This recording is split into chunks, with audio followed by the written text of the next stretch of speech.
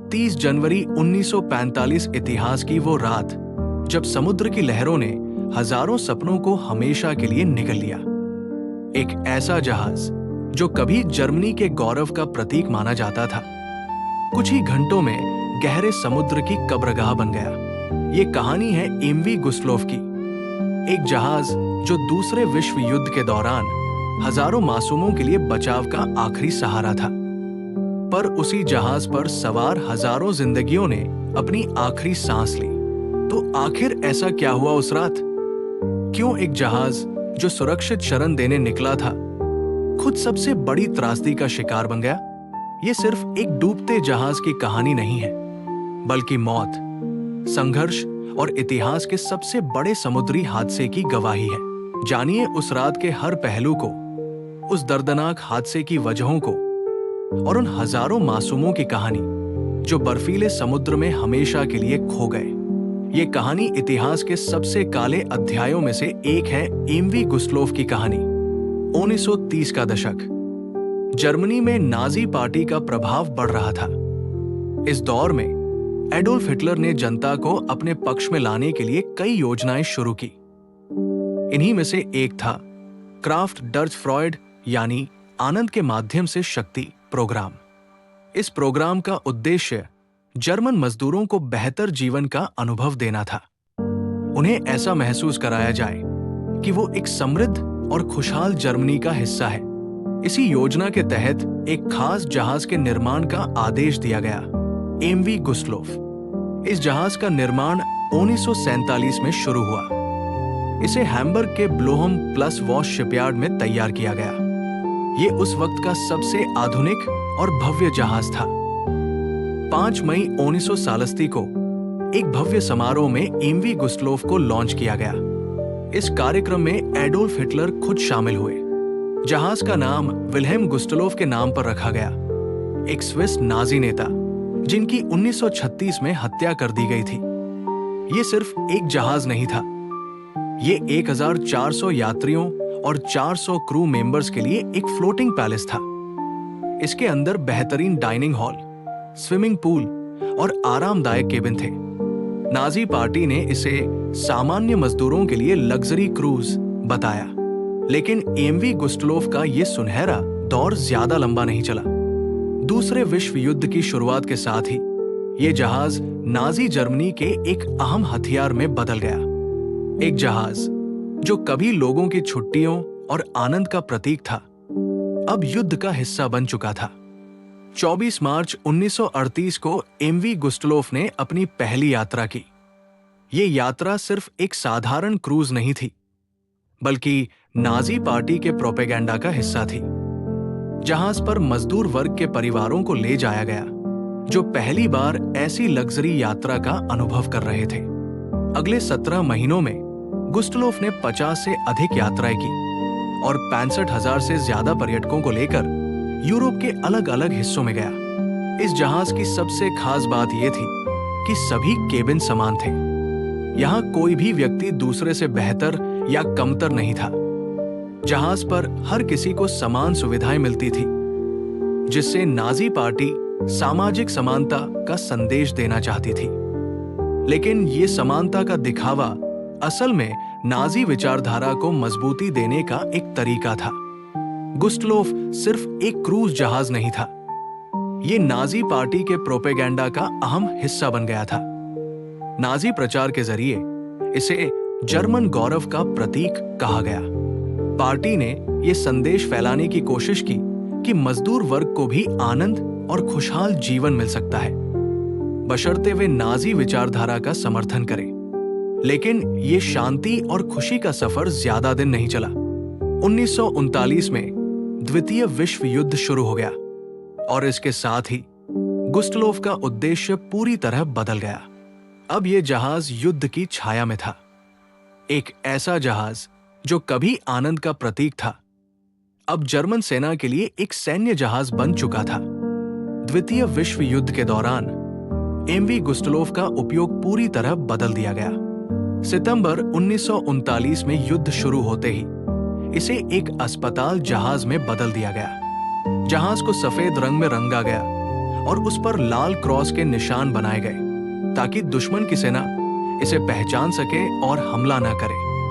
इस जहाज ने घायल जर्मन सैनिकों को युद्ध क्षेत्र से निकालकर अस्पतालों तक पहुंचाने में मदद की। लेकिन 1940 के बाद स्थिति बदलने लगी। जर्मनी ने युद्ध के अलग अलग मोर्चों पर संघर्ष तेज कर दिया था। इस दौरान गुस्टलोफ को गिडेनिया बंदरगाह पर खड़ा कर दिया गया। अब ये एक फ्लोटिंग बैरक बन गया था जहां जर्मन नौसेना के उबोट, यू-बोट, सबमरीन प्रोग्राम के सैनिकों और कैडेट्स को रखा जाता था। जहाज पर 1000 से ज्यादा सैनिक और कैडेट्स रहते थे। ये अब समुद्र में तैरते आवास के रूप में काम कर रहा था। 1945 की शुरुआत तक युद्ध का रुख जर्मनी के खिलाफ हो चुका था। सोवियत सेना पूर्वी यूरोप में तेजी से आगे बढ़ रही थी। सैकड़ों गांव और शहर खाली हो रहे थे। जर्मन नागरिकों और सैनिकों के पास एक ही विकल्प बचा था, भागना। ऐसे में जर्मनी ने एक महत्वाकांक्षी ऑपरेशन शुरू किया, ऑपरेशन हैनिबल। ऑपरेशन हैनिबल का मकसद था लाखों जर्मन नागरिकों और सैनिकों को पूर्वी यूरोप से सुरक्षित जगहों पर पहुंचाना। इस मिशन को इतिहास के सबसे बड़े समुद्री निकासी अभियानों में गिना जाता है। इसी ऑपरेशन के तहत एमवी गुस्टलोफ को भी शामिल किया गया।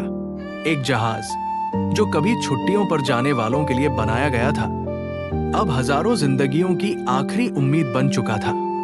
लेकिन गुस्टलोफ के इस सफर का अंत कितना भयावह होगा, ये कोई नहीं जानता था।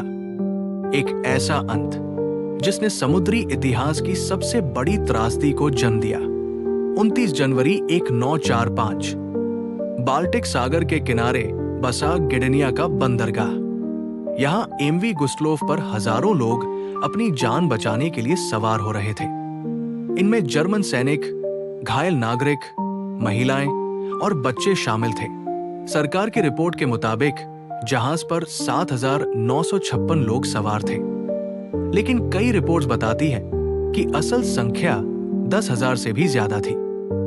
लोग ठंड से कांप रहे थे, पर उनके चेहरे पर सिर्फ एक ही डर था, सोवियत सेना का तेजी से बढ़ता काफिला। उन्हें बाल्टिक सागर पार कर किसी सुरक्षित जगह तक पहुंचना था। एमवी गुस्टलोफ एक फ्लोटिंग रेस्क्यू मिशन बन चुका था, लेकिन हालात बेहद खराब थे। जहाज पर ज्यादा लोगों को चढ़ाया गया था, जिससे ये भारी हो चुका था। खाने पीने की कमी थी, ठंड जानलेवा थी और हर कोई अपनी जिंदगी बचाने की उम्मीद में सवार हुआ था। 30 जनवरी 1945 की रात, जब जहाज बाल्टिक सागर के बीच था, बाहर का तापमान -10 डिग्री सेल्सियस था।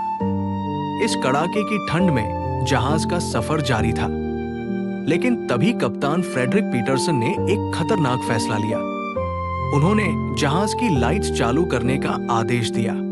कप्तान को डर था कि अगर जहाज की लाइट्स बंद रहीं तो वह जर्मन एस्कॉर्ट शिप से टकरा सकता है, लेकिन यह फैसला जानलेवा साबित हुआ।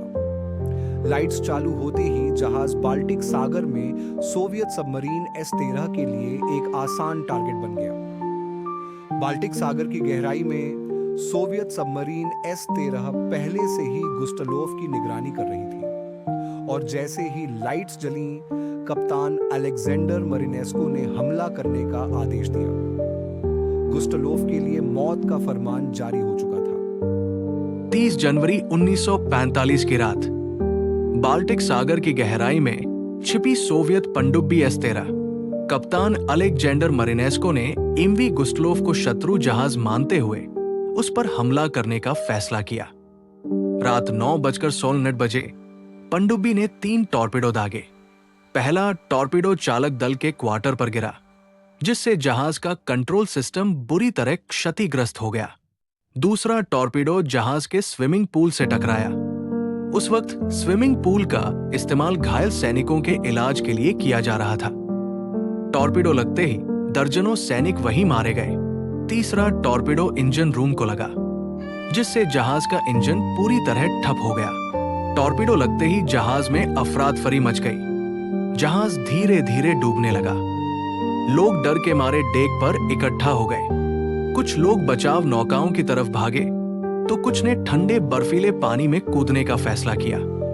लेकिन बाहर का पानी -10 डिग्री से भी कम था। जिन्होंने पानी में छलांग लगाई, उनमें से ज्यादातर लोग कुछ ही मिनटों में जमकर मर गए। जहाज पर अधिकतर लोग महिलाएं और बच्चे थे। वे सर्द रात और बर्फीले पानी से बच नहीं सके। कुछ नौकाएं नीचे उतारी गई, लेकिन भीड़ इतनी ज्यादा थी कि कई लोग नौकाओं के उलटने से समुद्र में गिर गए। घटनास्थल पर कोई मदद नहीं पहुंच सकी। महज 70 मिनट के भीतर एमवी गुस्लोव समुद्र की गहराई में समा गया। 9000 से ज्यादा लोगों की मौत हो गई, जिनमें ज्यादातर महिलाएं, बच्चे और घायल सैनिक थे। ये घटना समुद्री इतिहास की सबसे बड़ी त्रासदी बन गई। जहाज एमवी गुस्लोव के डूबने के बाद बाल्टिक सागर में हजारों लोग बर्फीले पानी में फंसे हुए थे। कुछ लोग जहाज के टुकड़ों को पकड़कर खुद को बचाने की कोशिश कर रहे थे, लेकिन बाहर का तापमान -10 डिग्री से नीचे था। ज्यादातर लोग हाइपोथर्मिया के शिकार हो गए और कुछ ही मिनटों में उनकी मौत हो गई। जैसे ही जहाज डूबा, पास के जर्मन बचाव जहाजों को तुरंत घटनास्थल की ओर भेजा गया। रात भर बचाव अभियान चलता रहा। लोवे, टोर और गोटलैंड जैसे जहाजों ने पानी में फंसे लोगों को खींचकर बाहर निकाला, लेकिन ठंड इतनी जानलेवा थी कि अधिकतर लोग बचने से पहले ही मर चुके थे। कुछ लोगों को बचा लिया गया। जिन्हें बाहर निकाला गया, वे गंभीर रूप से घायल थे। बचाए गए लोग या तो ठंड से जम चुके थे या उनके शरीर पर गंभीर जख्म थे। लेकिन बचाव टीम ज्यादा लोगों तक समय पर नहीं पहुंच सकी। जहाज पर मौजूद लगभग 10,000 लोगों में से सिर्फ 1239 लोग ही जिंदा बच पाए। बाकी हजारों लोग ठंडे बर्फीले पानी में हमेशा के लिए समा गए। इनमें ज्यादातर महिलाएं और बच्चे थे। ये हादसा इतिहास में सबसे बड़ी समुद्री त्रासदी के रूप में दर्ज हो गया। जब सुबह की रोशनी हुई, तब बचाव टीम को समुद्र में लाशों का अंबार दिखा। हजारों परिवार हमेशा के लिए खत्म हो चुके थे।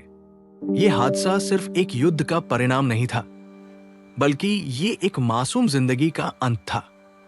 एमवी गुस्लोव की कहानी आज भी हमें ये याद दिलाती है कि युद्ध की सबसे बड़ी कीमत आम लोग चुकाते हैं। एमवी गुस्लोव के डूबने के बाद कई लोगों ने इसे युद्ध अपराध करार दिया। इतनी बड़ी संख्या में महिलाओं, बच्चों और घायल नागरिकों की मौत ने पूरी दुनिया को झकझोर दिया। लेकिन इसे आधिकारिक तौर पर युद्ध अपराध नहीं माना गया। इसकी एक मुख्य वजह यह थी कि गुस्लोव पर सिर्फ नागरिक ही नहीं, बल्कि लगभग 1000 जर्मन सैनिक और हथियार भी मौजूद थे। इसलिए सोवियत संघ ने इसे एक वैध सैन्य टारगेट बताया। उनका दावा था कि ये एक युद्धपोत के रूप में काम कर रहा था। लेकिन सवाल ये है, क्या हजारों मासूम नागरिकों की मौत को नजरअंदाज किया जा सकता है? क्या उन्हें सिर्फ इसलिए मरने दिया गया क्योंकि वे जर्मन थे? इतिहास में आज भी ये सवाल बहस का विषय है। कुछ इसे युद्ध की क्रूरता कहते हैं, तो कुछ इसे जरूरत से ज्यादा हिंसा का उदाहरण मानते हैं। लेकिन एक बात तय है, इस हादसे ने हमें ये सिखाया कि युद्ध में सबसे बड़ी कीमत आम लोग चुकाते हैं। एमवी गुस्लोव की ये कहानी हमें बताती है कि युद्ध सिर्फ सैनिकों तक सीमित नहीं रहता। इसका खामियाजा मासूम लोग भी भुगतते हैं। ये घटना समुद्री इतिहास की सबसे दर्दनाक त्रासदी बन गई, जिसे कभी नहीं भुलाया जा सकता। अगर आपको ये वीडियो पसंद आया हो तो लाइक करें, चैनल को सब्सक्राइब करें और बेल आइकन दबाएं, ताकि आपको ऐसी ही अनसुनी कहानियां मिलती रहें। धन्यवाद।